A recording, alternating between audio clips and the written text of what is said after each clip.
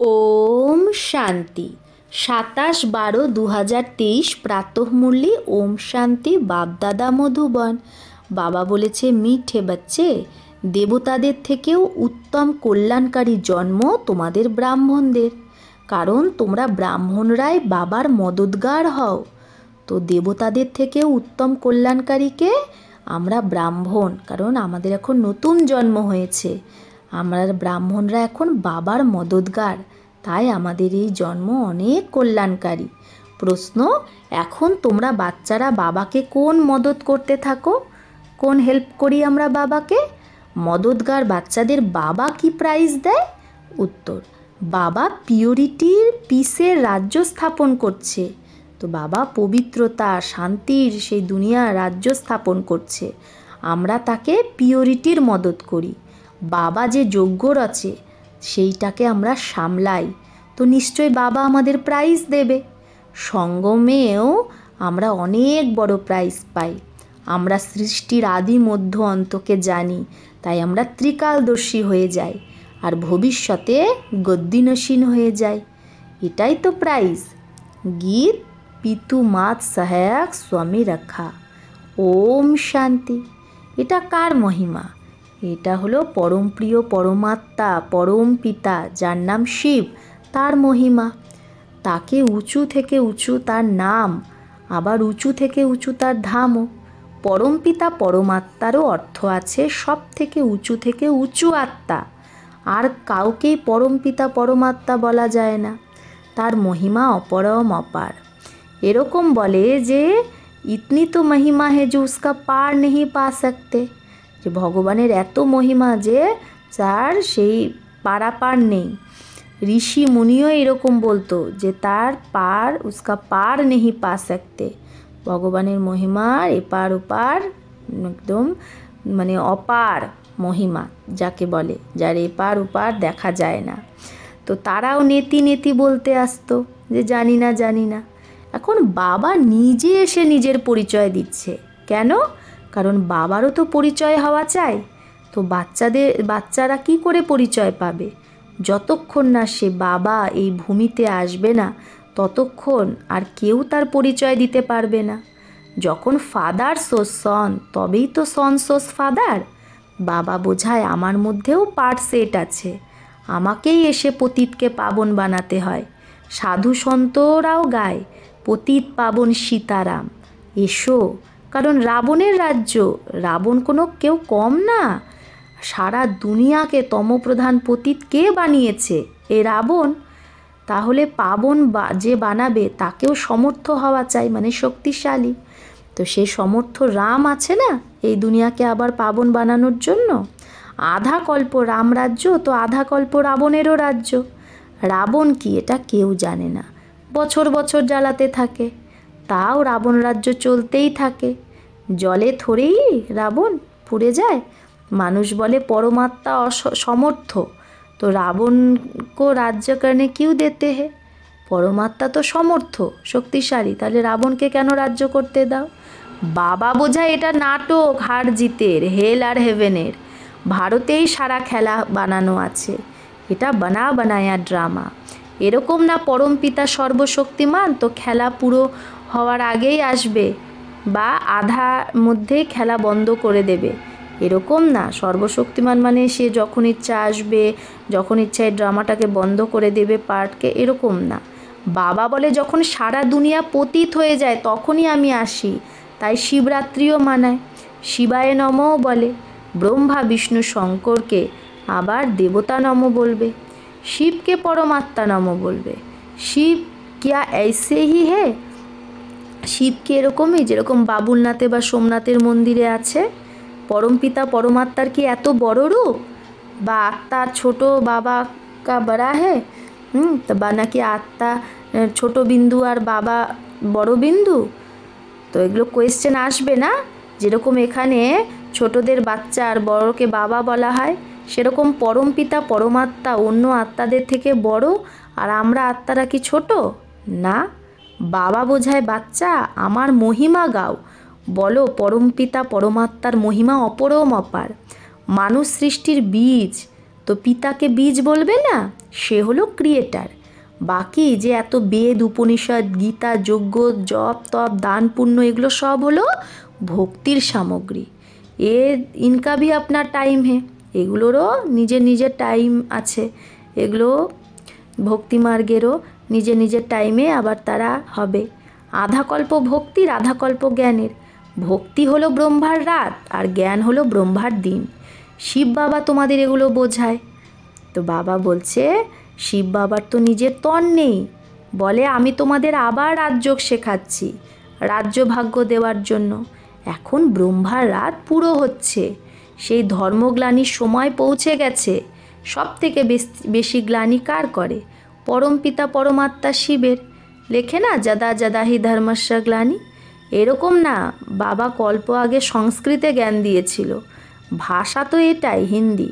তো যখন ভারতে দেবী দেবতার ধর্ম স্থাপন যে করে তারই গ্লানি হয়, তাকেই ঠিক্কার ভিত্তার পাথর সব কিছুতে ঠকে দেয়, তখনই সেই ভগবান পরমধাম থেকে ধরায় আসে। যে ভারতকে স্বর্গ বানায়, পতিতকে পাবন বানায়, তারই কত গ্লানি করে দিয়েছে। তোমরা বাচ্চারা জানো ভারত হলো সব থেকে পুরানো খণ্ড, যেটা কখনো বিনাশ হয় না। সত্যযুগে লক্ষ্মীনারায়ণের রাজ্য এখানেই হয়, এই রাজ্য স্বর্গের রচয়িতায় দেয়। এখন তো সেই ভারত পতিত হয়ে গেছে, তবেই বাবা আসে, তবেই তো তার মহিমা গায় শিবায় নমঃ।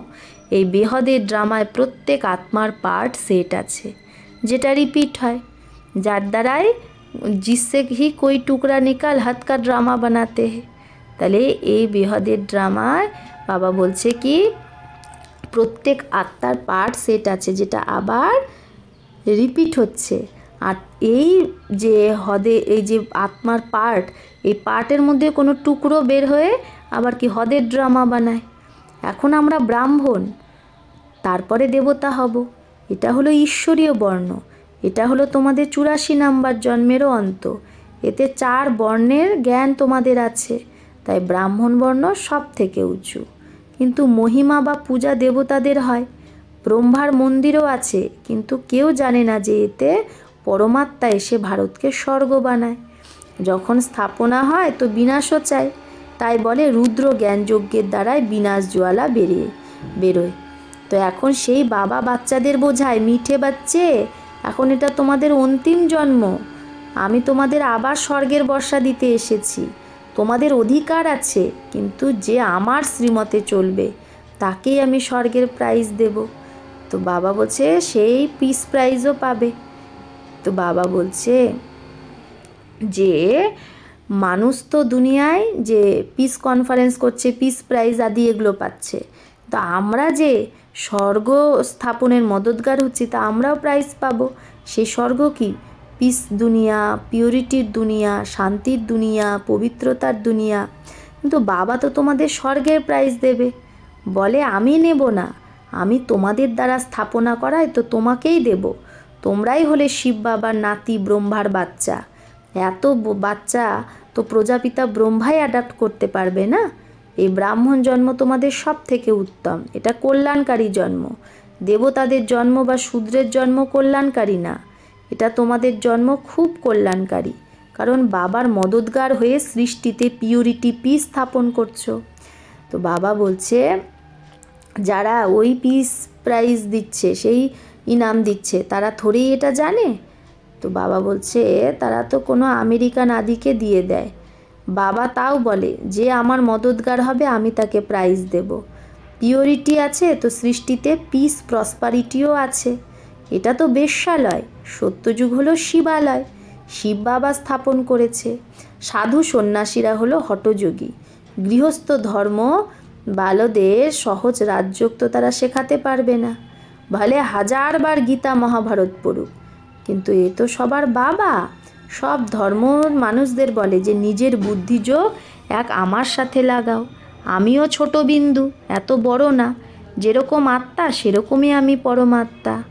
আত্মাও এখানে ভ্রুকুটির মধ্যেই থাকে। এত বড় হয় তো এখানে কিভাবে বসবে? যদি এত বড় হয় শিব বাবা, তাহলে কি করে ব্রহ্মার ভ্রুকুটিতে বসবে? তা বাবা বলছে আমিও আত্মার মতোই, শুধু আমি জন্ম মরণ রহিত, সদা পাবন। আর অন্য আত্মারা জন্ম মরণে আসে। পাবন থেকে পতিত আর পতিত থেকে পাবন হয়। এখন আবার পতিতকে পাবন বানানোর জন্য বাবাই রুদ্র যজ্ঞ রচে। এরপরে সত্যযুগে কোনো যজ্ঞই হবে না, আবার দাপট থেকে অনেক প্রকারের যজ্ঞ রচতে থাকবে। এই রুদ্র জ্ঞান যজ্ঞ সারা কল্পে একবারই হয়। তাহলে আত্মারা জন্ম মরণে আসে, আবার কি হয়, পাবন থেকে পতিত, পতিত থেকে পাবন। এখন আবার পতিতকে পাবন বানানোর জন্য বাবাই রুদ্রযজ্ঞ রচনা করেছে। এরপরে সত্যযুগে আর কোনো যজ্ঞই হবে না, আবার দাপট থেকে অনেক প্রকারের যজ্ঞ রচে। এই রুদ্র জ্ঞান যজ্ঞ সারা কল্পে একবারই রচা হয়। এতে সবাইকে আহুতি পড়তেই হবে, তারপরে কোনো যজ্ঞ আর রচা যাবে না, রচা হবেও না। যজ্ঞ রচে তখনই যখন কোনো আপদা হয় আসে। বর্ষাত নেহি পড়তি মানে বৃষ্টি পড়ছে না, তখন বা অন্য কোনো আফতে আতি হে তো যজ্ঞ করতে হে। আরও অনেক হয়তো কখনো খরা বা কখনো কিছু আভাস পায় আগে থেকে, তখন কি করে যজ্ঞ রচনা করে যেন সেই জিনিসটা না হয়, ফাড়াটা কেটে যায়। তো সত্যযুগ ত্রেতায় তো কোনো আফতে আতি নেই, এই সময় তো অনেক প্রকারের আফতে আতি হে, इसलिए सबसे बड़े सेठ শিব বাবা নে যজ্ঞ রচবায়া হে। তাহলে এই সময় তো আরও অনেক রকমের কি আসবে, প্রাকৃতিক বিপর্যয়, কারণ বিনাশ হবে এত বড়। তাই বাবা বলছে যে সব থেকে বড় শেঠ শিব বাবা এই যজ্ঞ রচনা করেছে। তো বাবা প্রথম থেকেই সাক্ষাৎকার করায় কিভাবে সব কিছু আহুতি পড়বে, কিভাবে বিনাশ হবে। পুরানো দুনিয়া কবরিস্তান বনি হে, কবরস্থান হয়ে যাবে।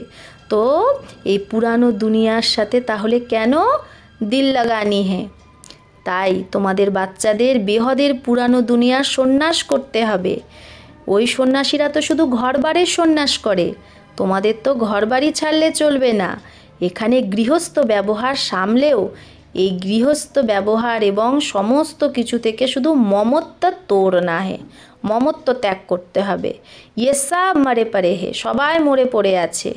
ইনসে ক্যা দিল লাগানা, এর সাথে কি দিল লাগাবে, ইয়ে তো মুর্দো কি দুনিয়া হে, তো মৃতের দুনিয়া।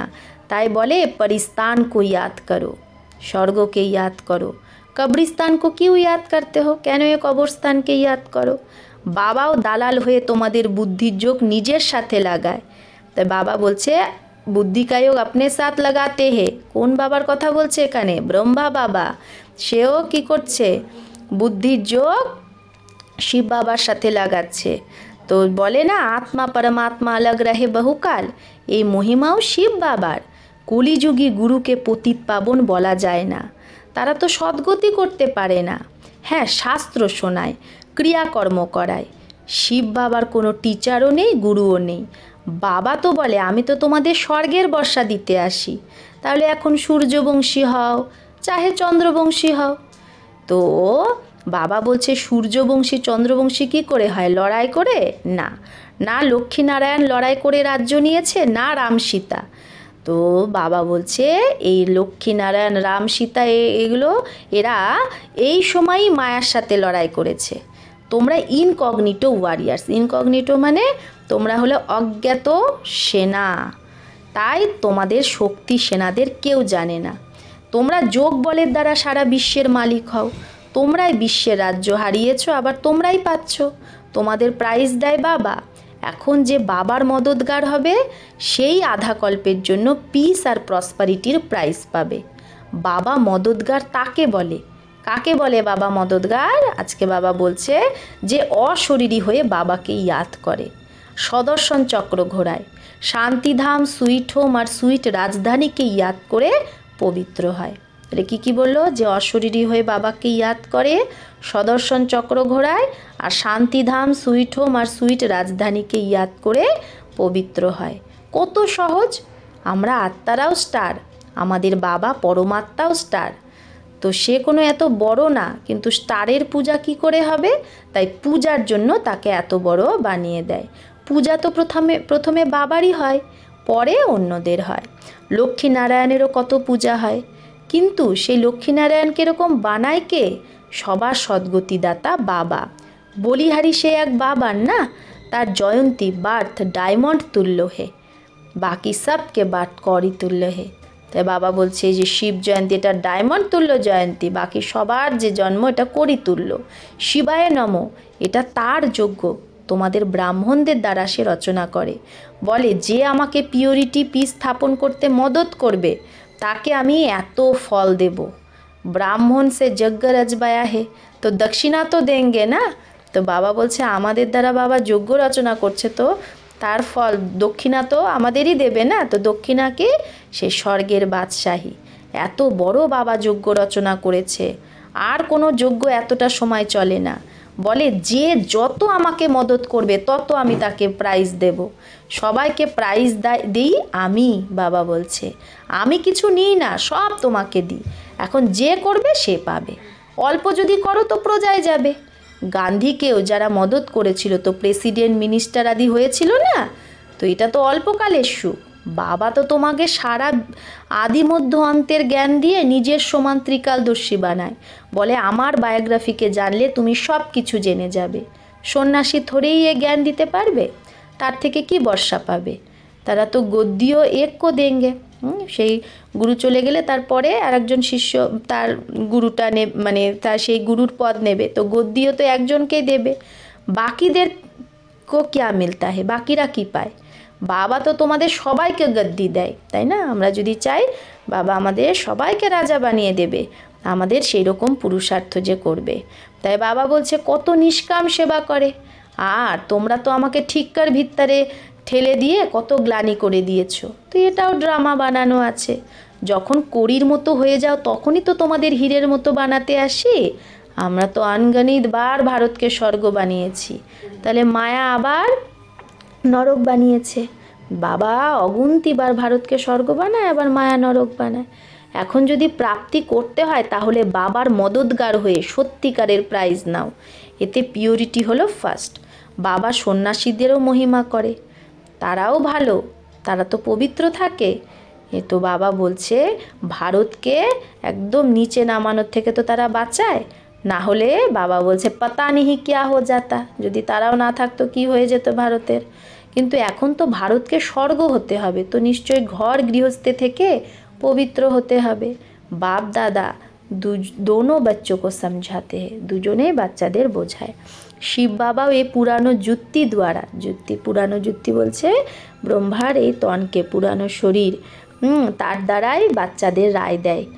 নেই লে নেহি সকতে, শিব বাবা নতুন কোনো শরীর নিতে পারবে না, মাতার গর্ভে তো আসে না, পতিত দুনিয়া পতিত শরীরেই আসে। এই কলিযুগ হলো ঘোর অন্ধকার, ঘোর অন্ধকারকেই আবার আলো বানাতে হবে, আলোকিত করতে হবে। अच्छा मीठे मीठे सिकिलधे बच्चों प्रति माता पिता बाप दादा का याद प्यार और गुड मॉर्निंग। रूहानी बाप की रूहानी बच्चों को नमस्ते। हम रूहानी बच्चों के रूहानी माता पिता बाप दादा को याद प्यार गुड मॉर्निंग और नमस्ते नमस्ते नमस्ते। शुक्रिया बाबा, आपको लाख लाख शुक्रिया। धारणार जन्य मुख्य सार एक, এই বেহদের দুনিয়া দিল সে সন্ন্যাস কর, বেহদের দুনিয়াকে দিল থেকে কি করতে হবে? সন্ন্যাস করতে হবে, করে নিজের মমত্ব মিটিয়ে দিতে হবে। এর সাথে দিল নেহি লাগানি হে, মন লাগালে চলবে না।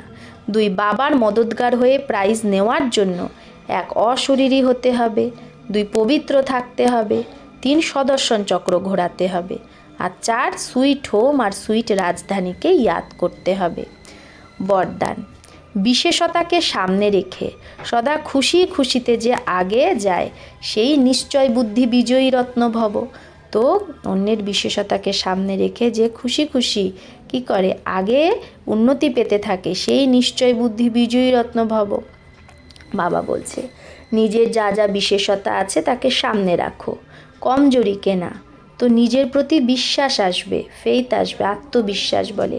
কমজোরির কথাকে বেশি ভেবো না, তাহলে খুশিতে আগে তুমি যেতে থাকবে। যত কমজোরির কথা ভাবে তত দুঃখী হয়ে যাবে। তাই বাবা বলছে কমজোরির কথা না ভেবে নিজের বিশেষতাকে ভাবো, তাহলে খুশিতে আগে যেতে থাকবে।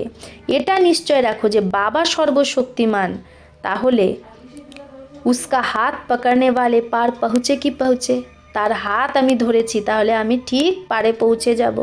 এই রকম সদা নিশ্চয় বুদ্ধি বিজয়ী রত্ন হয়, যেরকম সদা নিশ্চয় বুদ্ধি থাকে সেই বিজয়ী রত্ন হয়। নিজের মধ্যে পুরো নিশ্চয়, বাবার প্রতি নিশ্চয়, আর ড্রামার প্রত্যেক সিনকে দেখে তার প্রতিও পুরো নিশ্চয় যদি হও তবেই বিজয়ী হবে। স্লোগান, পিওরিটি রয়্যালটিতে থাকো তো হদের আকর্ষণ থেকে একদম আলাদা হয়ে যাবে। তাই বাবা বলছে পিওরিটি রয়্যালটিতে থাকো, যত পিওরিটি রয়্যালটিতে থাকবে তত কী হবে, হদের আকর্ষণ থেকে ডিট্যাচ নেয়ারা হতে থাকবে। আচ্ছা, ওম শান্তি।